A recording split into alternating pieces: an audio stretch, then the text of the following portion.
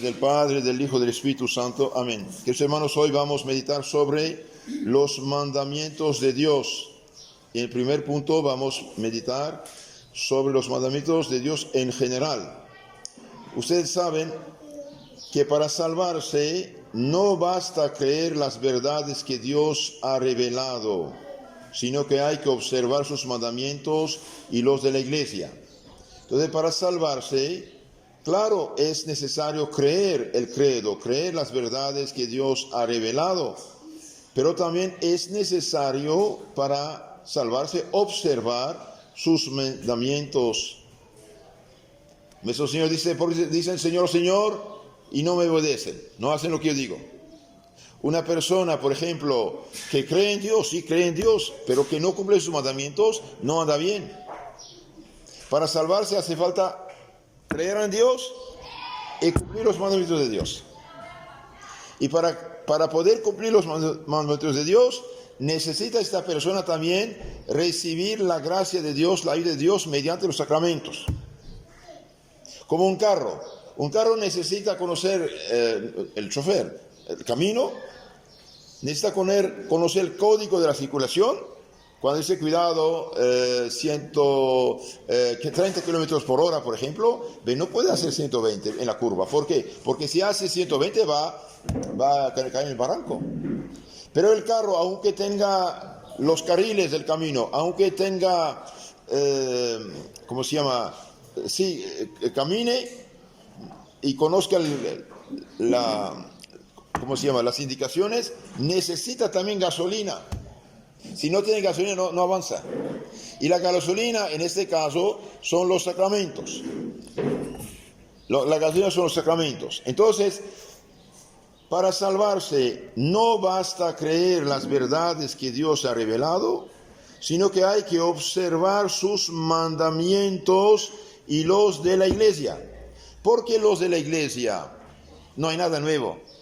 La iglesia, como es madre y como es maestra encargada por Cristo de enseñar a los pueblos, cuando nuestro Señor subió al cielo, ¿qué dijo a los apóstoles?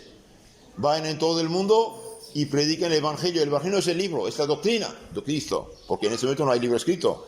Predican el Evangelio a todas las naciones, bautizan en el nombre del Padre, del Hijo y del Espíritu Santo. Bien, y enseñándoles a observar todo cuanto os he dicho. Por ejemplo, Cristo dice, en el capítulo 6 de San Juan, el que no come mi cuerpo y no bebe mi sangre, no tiene vida eterna. Entonces la iglesia, mirando que tiene unos hijos flojos, tibios, inconscientes, entonces dice, mire, en tiempo de Cuaresma, Pascua, el que no comulga y no confiesa sus pecados para ser regenerado, purificado, hace un pecado. No es que la iglesia diga hace pecado, es Cristo que dice, porque el que no come mi cuerpo, no vive mi sangre, no tiene la vida eterna. Entonces, está en pecado. Entonces, la iglesia añadió unos mandamientos que explicitan el Evangelio. No es algo nuevo. Los mandamientos de la iglesia son mandamientos que explicitan la ley de Dios. Bueno, esto era una paréntesis. ¿Cuántos mandamientos hay? Son 10, y estos mandamientos reciben el nombre de decálogo. Decálogo en griego, deca significa 10. De ahí la palabra 10 mandamientos. Decálogo. Decálogos, 10 sentencias, 10 palabras, 10 mandamientos. Dios dictó a los hombres los 10 mandamientos sobre el monte Sinaí, mediante el ministerio de Moisés, 50 días después de que los israelitas habían salido de Egipto. Entonces, cuando Moisés, mandado por Dios y con muchos milagros, logró sacar los fieles de Egipto, en el monte Sinaí, 50 días después, les dictó los 10 mandamientos. Pero cuidado, estos mandamientos están grabados en la conciencia de cada hombre.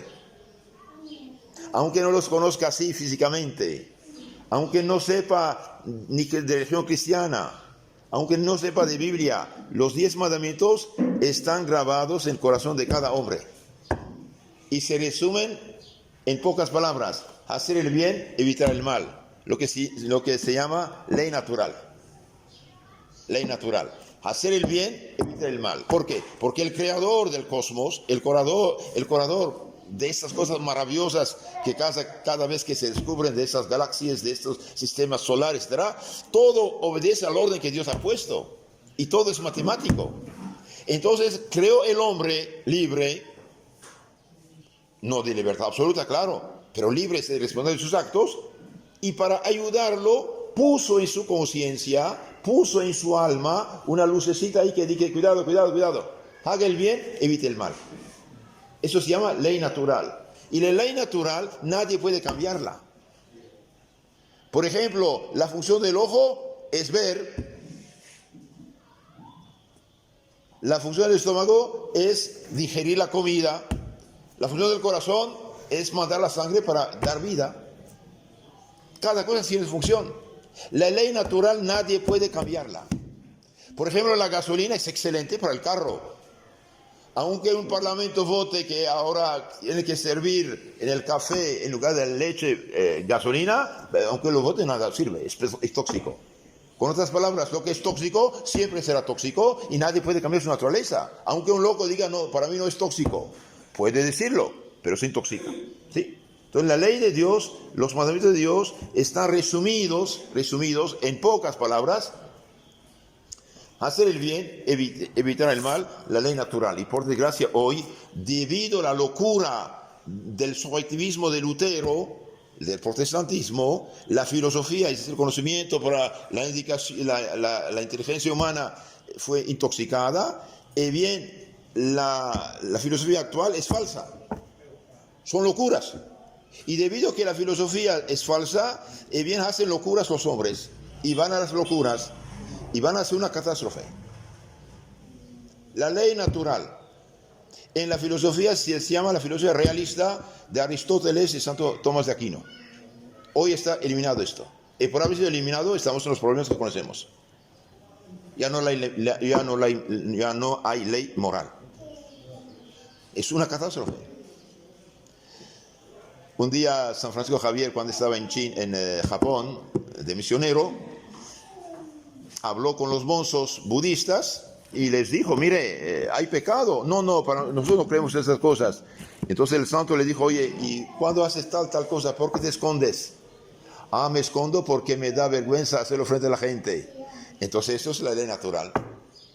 Hacer el bien, evitar el mal. Sientes que algo no funciona. ¿Sí? Entonces los mandamientos de Dios son 10. Están en el Éxodo capítulo 20 y Deuteronomio 5. Yo soy el Señor vuestro Dios, que os ha sacado de la tierra de Egipto, de la casa de la servidumbre. No tendrás otros dioses delante de mí. Y después sigue: y no harás imagen de las cosas que están en el cielo, en la tierra, bajo el agua. Y valiéndose de esta palabra, todos esos pobrecitos que no entienden nada de la Biblia atacan a sus hermanos católicos que consideran idólatra. No, señores. El texto, y cuando dice: yo soy el Señor tu Dios, no tendrás dioses ajenos de mí, no hará imagen de ¿qué? De dioses ajenos. Cuando en la Biblia dice no harás imagen, no habla en absoluto de los santos, para nada del mundo. Habla de los dioses ajenos. Entonces, si un protestante dice que los católicos adoran ídolos, que tienen ídolos, adoran imágenes, o no sabe lo que dice, es un ignorante, y un ignorante no tiene derecho a la palabra. Es un ciego, o es un perverso que miente. En este caso, tiene grande pecado, porque imita al demonio, padre de mentira. Y yo soy el Señor tu Dios, que te sacó de Egipto. No tendrás dioses delante de mí. Dioses, ¿qué son dioses? Los dioses no existen. Es el problema. Los dioses paganos no existen. El sol no es Dios. La luna no es diosa. Cual cosita no es Dios. No es posible. Son criaturas de Dios. Pero el demonio, aprovechando de la ignorancia humana y perversidad de los hombres, les puso en la cabeza que eran dioses y hacía brujería y hechicería con esta gente, y finalmente exigía de ellos sacrificios, y de vez en cuando hacía unas cositas para revelar unas cositas, y la gente pensaba que eran dioses. No es verdad. Los dioses de las naciones son demonios. Los sacrificios que ofrecen los paganos no es a Dios, a los demonios que lo ofrecen. Un Dios es algo que no es Dios y que hacen pasar por Dios. Ese es el problema. Los santos no son dioses. Aprovecho también para clarificar la palabra adorar.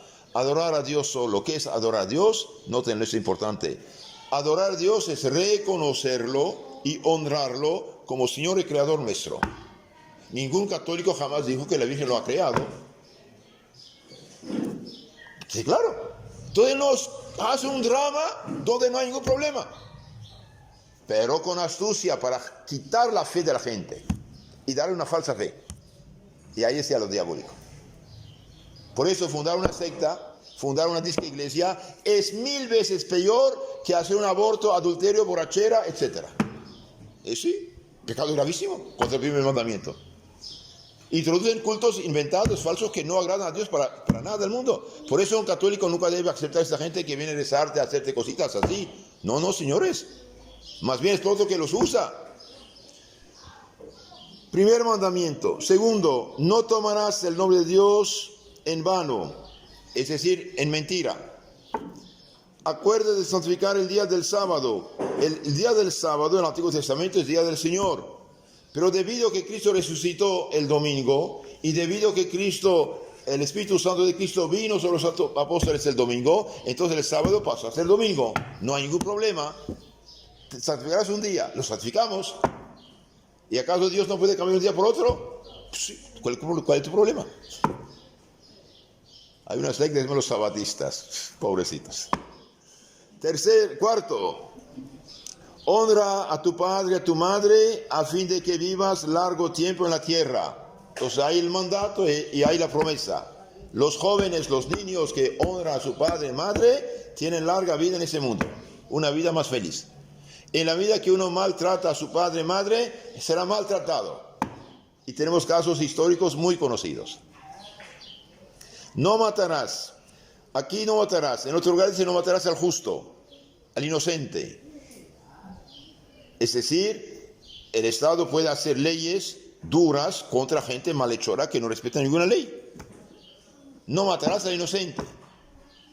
Por ejemplo, si la ley dice, el que secuestra gente, el que viola mujeres en la calle, no sé qué, pena de muerte, y una persona lo hace a pesar de todo, bien, la ley puede quitarle la vida. ¿Por qué? Porque él mismo se pone fuera de la ley. No es pecado en este caso. No matarás al inocente. No cometerás fornicación, no hurtarás, no levantarás falso testimonio contra tu prójimo, no desearás la mujer de tu prójimo, ni su esposo también, no desearás su casa, ni su siervo, ni su sierva, ni su buey, ni su asno, ni nada de que sea de tu prójimo. Entonces, 10 mandamientos que es el código, puede decir, de la felicidad, porque el que cumple los mandamientos de Dios está en orden. Y los que no cumplen los mandamientos de Dios están en desorden. Y sufren, y hacen sufrir. Veamos un poco más a fondo. Dios grabó el decálogo en 2 tablas de piedra. En la primera estaban los 3 primeros mandamientos que se refieren a Dios. La segunda contenía los 7 últimos mandamientos que se refieren al prójimo. Aquí es algo muy interesante esto. Primera tabla 3 para con Dios. Segunda tabla 7 con el prójimo. Y bien, los 7 mandamientos que protegen al prójimo sacan su firmeza de los 3 primeros con Dios. Pero si usted rechaza a Dios, ya no cree en Dios, ya no tiene sentido los demás mandamientos. Por eso una moral sin Dios es humana, no vale nada en sí. No vale nada. Los 3 primeros mandamientos dan sustento, fortaleza a los otros mandamientos.